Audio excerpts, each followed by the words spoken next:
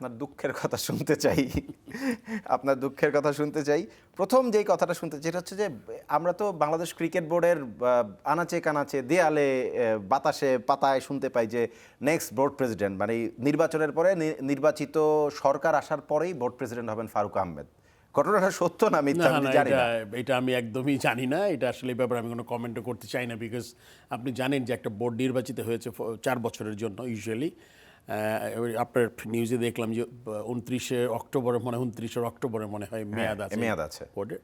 So এটাতে আমি যেহেতু ভাইস প্রেসিডেন্ট, আমি তো ডেফিনেটলি বোর্ডের প্রেসিডেন্ট আমিরুল ইসলাম বুলবুলকে মেনেই আমি ভাইস প্রেসিডেন্ট হয়েছি বা বোর্ড ডিরেক্টর হয়েছি। সো সেই ক্ষেত্রে মানে আমার দিক থেকে এরকম কোনো জিনিস আমি চিন্তা করি না। এখন আপনি সিচুয়েশন কোথায় যাবে, কেমনি কী হবে এক্স্যাক্টলি আমি এটা জানিও না। যেটার উপর আমার কোনো কন্ট্রোল নেই, এটার ব্যাপারে আমার কোনো মন্তব্য করা ঠিক হবে না আসলে।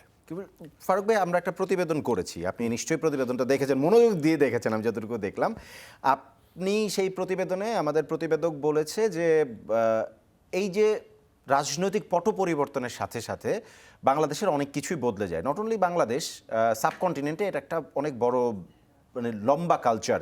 একই সাথে এখনকার বোর্ডের বিদ্রোহী একটা গ্রুপও আছে, যারা কিনা নির্বাচন করতে চেয়েছিল কিন্তু নির্বাচন করে নাই, তারা সেখান থেকে নিজেদেরকে উইথড্র করেছে এবং তারা আদালতে একটা মামলা দায়ের করেছে, সেটা নিয়ে তারা আবার মুভ করবে, এরকম একটা কথা আসছে। এই বোর্ডকে কিছুটা চাপের মধ্যে থাকবে? আপনি দেখেন আদালতের ব্যাপারটা তো এইটা আরেকটা ব্যাপার যেটা আপনি খুব বেশি আলোচনা করতে পারবেন না। যখন একটা ব্যাপার বিচারাধীন বা আমি জানি না ওটার স্ট্যাটাসটা কী, এখন স্থগিত আছে, আবার এটা রিভাইভ করা যাবে কি না ওইটা তো একদম ডিফারেন্ট আদালতের ব্যাপারটা। আদালতই বলতে পারবে যখন এটা উঠবে, অ্যান্ড কতটুকু ম্যারিড আছে কেসটা তার উপর ডিপেন্ড করবে আসলে। এখন মনে করেন যারা বিরোধী, আপনি বলছেন যে বিদ্রোহী যারা ছিলেন, বিদ্রোহী গ্রুপ, তারা হয়তো বা তাদের যেই বেস্ট জিনিসটা তারা করার চেষ্টা করবেন যদি তাদের ওই কেসটা ম্যারিট থাকে। তো তারা যাবেন আদালতে, খুব স্বাভাবিক। আপনি জানেন নতুন সরকার এসেছে, একটু আগে আপনি বলেছেন, এবং আমার মনে হয়, তবে একটা জিনিস আমি ব্যক্তিগতভাবে বিশ্বাস করি, আমার মনে হয় যাই ঘটুক স্টেবিলিটিটা খুব দরকার। আমার মনে হয় যে আমাদের কিন্তু turbulence last like after the student uprising যে 24 অগস্টে, তারপরে 1 বছর 3-4 মাস হয়ে গেল।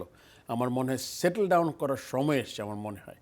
কেননা আপনি একটা যদি একটা অথরিটি বা বোর্ড না পান, আপনি কিন্তু পুরো জিনিসটাই আনসেটেল থাকে, যে আপনি ঠিকমতো কোনো প্ল্যান করতে পারবেন না, আপনার টুর্নামেন্টগুলো ঠিকমতো চালাতে পারবেন না। সো এই জিনিসটা আমি as a former captain, president, যাই বলেন আপনি, আমি বিশ্বাস করি যে আমার মনে একটা স্থিতিশীল আসা দরকার। এবং সেক্ষেত্রে আমাদের সবাই যদি আমরা চাই ক্রিকেটের উন্নতি বাংলাদেশে, এখানে দেশ তো সবার আগে, আমরা জানি দেশ সবার আগে, দল মানে আপনার ক্রিকেট দল সবার আগে একটা ব্যক্তিগত মানুষের থেকে। আমি আজকে বোর্ডের ভাইস প্রেসিডেন্ট, কেউ হয়তো আসবেন, কিন্তু দেশের ক্রিকেটটা কোথায় যাবে, এটা তো খুব গুরুত্বপূর্ণ একটা ব্যাপার। আমি সবসময় মনে করি যারা থাকবে, খেলতে হবে, মাঠে খেলা থাকতে হবে, ক্রিকেট নিয়ে চিন্তা করতে হবে, এবং স্টেবিলিটিটা খুব দরকার। এই জন্য আমার মনে হয় যে যাই ঘটুক একটা স্টেবল জিনিস হলে আমাদের ক্রিকেটটা আমরা অগ্রসর হবে।